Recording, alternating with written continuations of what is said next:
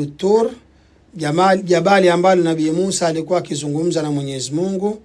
Ameapa na Qur'ani iliyoandikwa katika makaratasi yaliyotawanywa. Ameapa na Albayt al-Ma'mur, iko wingu wa 7 na malaika huitufu. Ameapa na sakafu iliyoangatishwa ambao ni hii mbingu yetu, huu tuita wingu wa dunia. Cha mwisho ameapa na bahari iliyowashwa moto. Mwenyezi Mungu ameapa na bahari iliyowashwa moto. Hivi ni viapo takriban 5. Jawabu la hivi viapo ni katika hizo aya 10. Jawabu la viapo vyote hivi ni kwamba adhabu ya Mwenyezi Mungu lazima itakuweko na hakuna awezaye kuizuia. Hizi ni aya 10. Tutajie aya 5. Mwenyezi Mungu Subhanahu wa Ta'ala asema kwamba hawa wenye kumkadhibisha Mwenyezi Mungu siku ya Kiyama kule motoni